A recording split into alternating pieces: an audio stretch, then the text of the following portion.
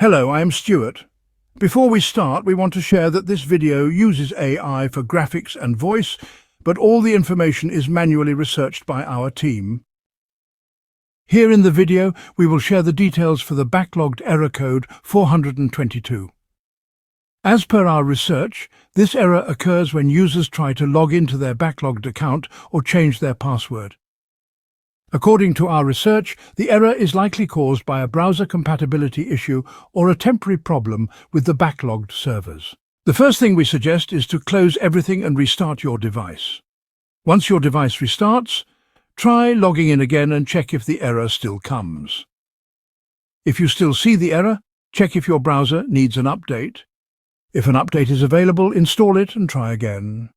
Also, some users have reported that the error occurs specifically on Safari for iOS. So if you're using Safari, try switching to another browser such as Google Chrome and see if this helps. If the error still continues, it may be a temporary issue with backlogged servers.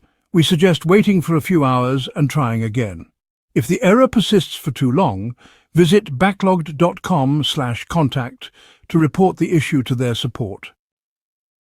Thanks for watching. This is all we have for the error. If this video helped, don't forget to like, share and subscribe.